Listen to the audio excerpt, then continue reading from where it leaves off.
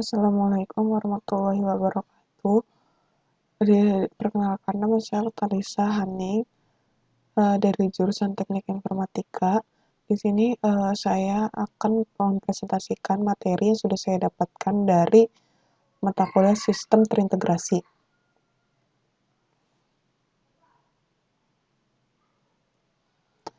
Yang pertama, pengertian distribusi file system. Sistem berkas terdistribusi adalah sebuah sistem di mana banyak pengguna dapat berbagi berkas dan sumber daya penyimpanan. Klien, server, dan media penyimpanan dalam media terdistribusi tersebar ada perangkat-perangkat yang terdapat dalam sistem terdistribusi. Servis dijalankan melalui jaringan, konfigurasi, dan implementasi dari sistem berkas terdistribusi bervariasi dari sistem yang satu ke sistem yang lain. Idealnya, sistem berkas terdistribusi tampil di depan pengguna atau klien sebagai sistem berkas yang konvensional dan terpusat. Kemudian karakteristik file system. File system adalah yang bertanggung jawab untuk pengorganisasian, penyimpanan, pencarian keterangan, penamaan, sharing, atau pembagian, dan protect atau perlindungan dari file-file. Nah, file yang berisi ini ada dua bagian penting, yaitu data dan juga atribut. File system didesain untuk menyimpan dan mengatur banyak dan besar file dengan fasilitas untuk membuat, memberi nama, dan menghapus file. Nah, file system juga bertanggung jawab untuk pengontrolan dari akses file, akses terbatas ke file oleh user yang berhak, dan tipe-tipe dari akses yang diminta. Yang ketiga, ada kebutuhan sistem file terdistribusi. Transparansi, yaitu klien tidak perlu tahu terhadap bentuk atau mekanisme distribusi. Nah, di transparansi ini ada 5. Yang pertama itu ada akses transparansi, yaitu klien tidak perlu tahu bahwa file adalah terdistribusi karena memiliki interface yang sama untuk file lokal atau remote. Yang kedua, location transparency. Nama space file yang uniform terhadap client workstation. Nah, yang ketiga, mobility transparency, yaitu files dapat dipindahkan dari satu server ke lainnya tanpa berdampak pada klien. Yang keempat, performance transparency, yaitu client performance tidak berdampak pada load layanan. Dan yang terakhir, scaling transparency, kemungkinan perluasan apabila jumlah klien bertambah. Nah, kemudian yang kedua ada concurrent file updates, yaitu perubahan yang dilakukan oleh satu klien tidak berdampak pada yang lainnya.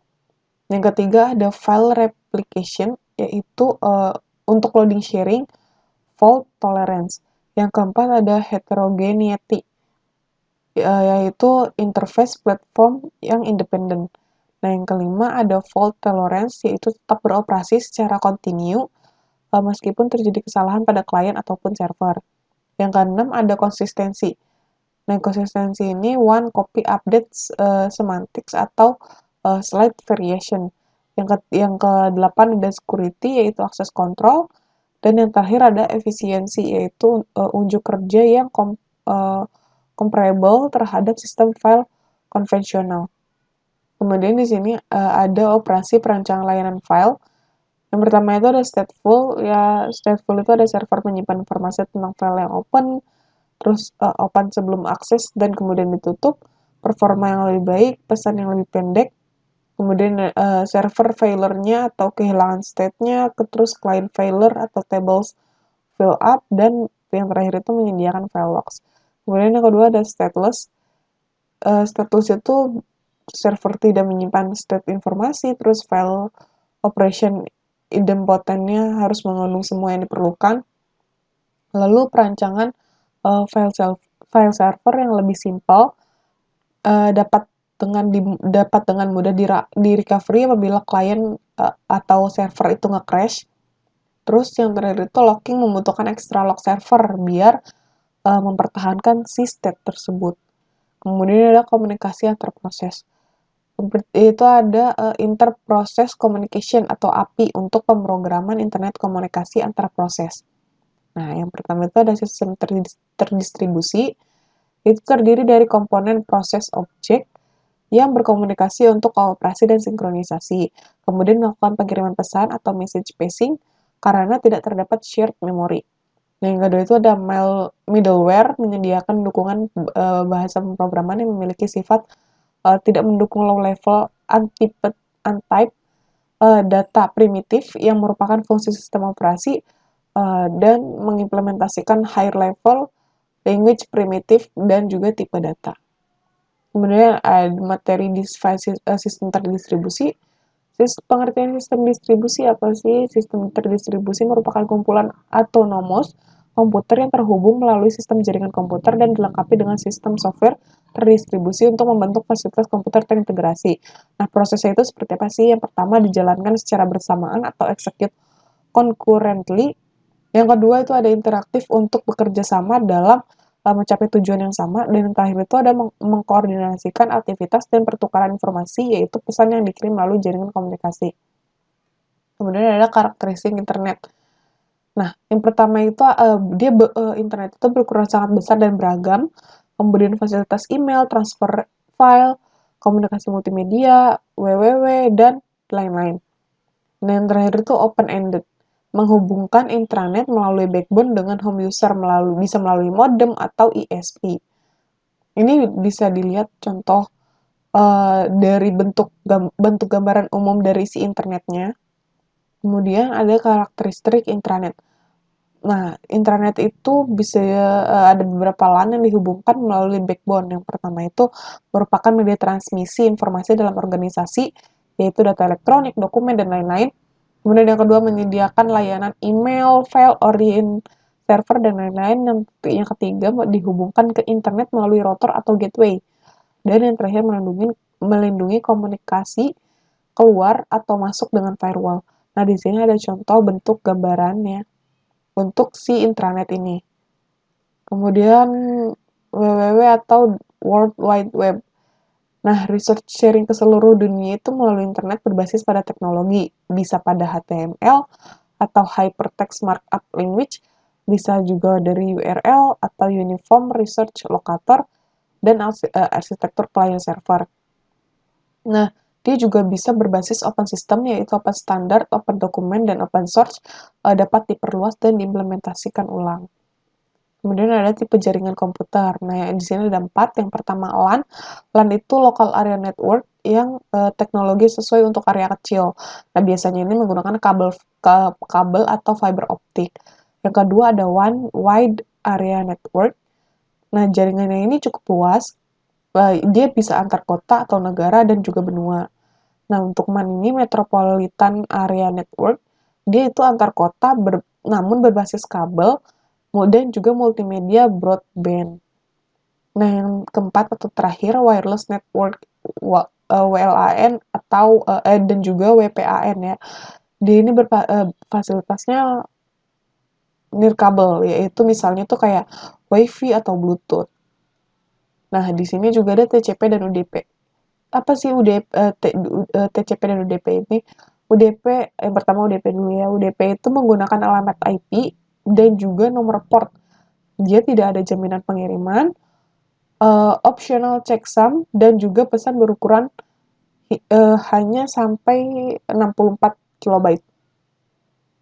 Nah, kemudian TCP. TCP itu abstraksi data stream, pengiriman datanya yang handal, pesan dibagi ke dalam segmen dengan nomor urutan, juga ada sliding window-nya, dan acknowledgement, dan transmission.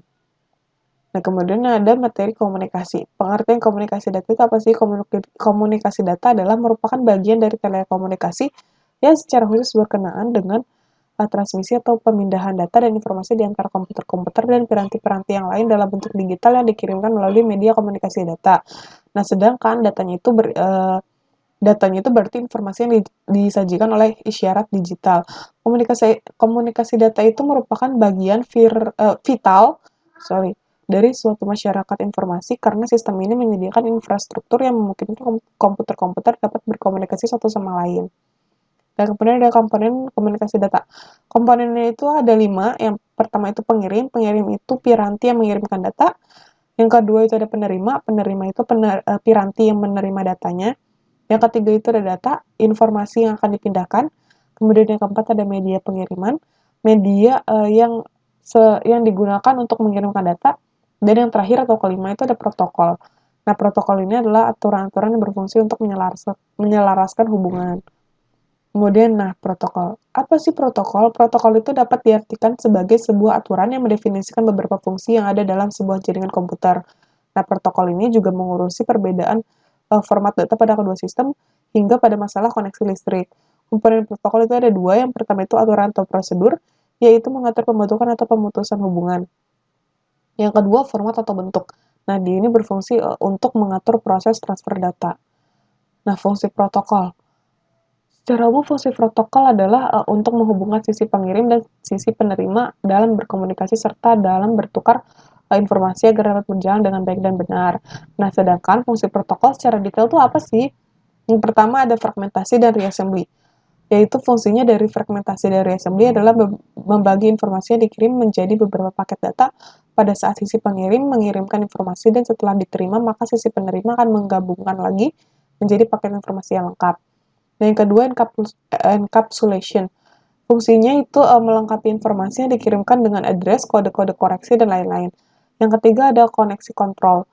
Fungsinya itu membangun hubungan atau connection, komunikasi dari sisi pengirim dan sisi penerima, di mana dalam membangun hubungan ini juga termasuk dalam pengiriman data dan mengakhiri hubungan. Kemudian yang keempat itu ada flow control yang berfungsi sebagai pengatur perjalanan data dari sisi pengirim ke sisi penerima. Yang kelima ada error control. Dalam pengiriman datanya itu tak lepas dari kesalahan. Nah, baik itu dalam proses pengiriman maupun pada waktu data itu diterima. Fungsinya itu mengontrol terjadinya kesalahan yang terjadi pada waktu data dikirimkan. Nah, yang terakhir atau yang keenam, transmission service. Fungsinya itu memberi pelayanan komunikasi data khususnya yang berkaitan dengan prioritas dan keamanan serta pelindungan data. Nah, susunan protokolnya itu ada protokol jaringan itu disusun dalam bentuk lapisan atau layer. Hal ini juga mengandung arti supaya jaringan yang dibuat nantinya tidak menjadi rumit. Di dalam layer ini ada jumlah, nama, isi, fungsi setiap layer berbeda-beda. Akan tetapi tujuan dari setiap layer ini akan memberi layanan ke layer yang ada di atasnya. Nah, susunan dari layer menunjukkan tahapan dalam sebuah komunikasi antara setiap layer yang berkaitan terhadap sebuah interface. Interface menentukan layanan layer yang di bawah kepada layer yang di atasnya. Nah, kemudian di sini ada proses. Proses itu yang pertama ada treat. Treat itu apa sih? Treat adalah sebuah alur kontrol dari sebuah proses. Nah, kontrol treat ini tunggal hanya memungkinkan proses untuk menjalankan satu tugas pada satu waktu. Nah, treat juga merupakan unit dasar dari penggunaan CPU yang terdiri dari treat underscore ID, program counter, register set, dan stack. Nah, sebuah treat ini berbagi kode section, data section, dan sumber dari sistem operasi dengan treat lain yang dimiliki oleh proses yang sama. Jadi treat juga sering disebut dengan lightweight proses. Nah, sebuah proses tradisional atau heavyweight proses mempunyai treat tunggal yang berfungsi sebagai pengendali. Nah, keuntungan dari treat ini bisa dibilang jadi multi-threading ya. Yang pertama itu ada responsi, membuat aplikasi yang interaktif menjadi multi-threading dapat membuat sebuah program terus berjalan meskipun sebagian dari program tersebut diblok atau melakukan operasi yang panjang, karena itu dapat meningkatkan respons kepada penggunanya. Yang kedua, berbagi sumber daya. Thread berbagi memori dan sumber daya dengan thread lain yang dimiliki oleh proses yang sama. Nah, yang ketiga, ekonomi dalam pembuatan sebuah proses banyak dibutuhkan pengalokasian memori dan sumber daya. Yang keempat, utilisasi arsitektur multiprosesor. Nah, keuntungannya dari multithreading dapat sangat meningkat pada arsitektur multiprosesor, di mana setiap thread ini dapat berjalan secara paralel di atas prosesor yang berbeda. Nah, kemudian di sini ada model multithreading. Modelnya itu ada 3. Yang pertama itu model many to one. Model ini memetakan beberapa thread tingkatan pengguna ke sebuah thread. Yang kedua, model one to one. Model ini memetakan setiap thread tingkatan pengguna ke setiap thread.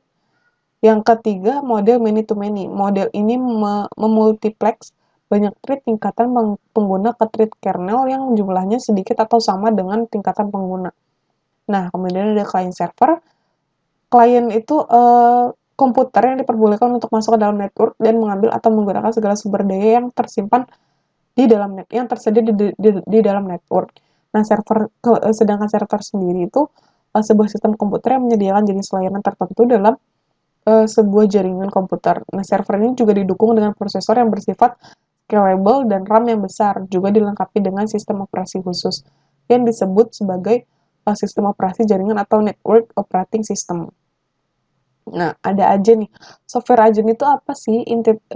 Software agen itu entitas perangkat lunak yang didedikasikan untuk tujuan tertentu yang memungkinkan user untuk mendelegasikan tugasnya secara mandiri. Nah, selanjutnya juga software agen ini nantinya bisa disebut agen saja. Jadi dia itu bisa disebut agen saja. Nah, karakteristik dari agen itu apa sih? Yang pertama ada autonomi. Agen dapat melakukan tugas secara mandiri dan tidak dipengaruhi secara langsung oleh user. Nah, agent lain ataupun lingkungan. Yang kedua ini intelijensi, reasoning, dan learning. Setiap agent harus mempunyai standar minimum untuk bisa disebut agent, yaitu intelijensi. Dalam konsep intelligence, ada 3 komponen yang harus dimiliki: internal knowledge base, kemampuan reasoning berdasarkan pada knowledge base yang dimiliki, dan kemampuan learning untuk beradaptasi dalam perubahan lingkungan. Nah, yang terakhir ada materi file service. Pengenalan file service. File service adalah suatu perincian atau pelayanan dari file system yang ditawarkan pada komputer klien. Suatu file service, file server adalah implementasi dari file service dan berjalan pada satu atau lebih mesin. Nah, file itu sendiri berisi dari nama, data, dan atribut file seperti kepemilikan file, ukuran file, waktu pembuatan file, dan hak akses file. Nah, file system juga merupakan mekanisme penyimpanan online serta untuk akses baik data maupun program yang berada dalam sistem operasi. Nah, kemudian ada atribut file. Atribut file terdiri dari 6. Yang pertama itu ada nama. Nama itu merupakan satu-satunya informasi yang tetap dalam bentuk yang bisa dibaca oleh manusia. Yang kedua itu ada tipe, dibutuhkan untuk sistem yang mendukung beberapa tipe berbeda. Yang ketiga ada lokasi, merupakan pointer atau penunjuk ke device dan lokasi file pada device tersebut berbeda. Yang keempat ada ukuran atau size, ukuran file pada saat itu baik dalam byte, huruf, ataupun blok. Yang kelima proteksinya, proteksi informasi mengenai kontrol akses. Yang keenam waktu, tanggal, dan identifikasi pengguna. Yaitu informasi ini biasanya disimpan untuk pembuatan file, modifikasi terakhir yang dilakukan pada file, dan penggunaan terakhir file. Nah, sekian materi sistem terintegrasi yang sudah saya dapatkan. Kurang lebihnya mohon maaf. Sekian, terima kasih. Assalamualaikum warahmatullahi wabarakatuh.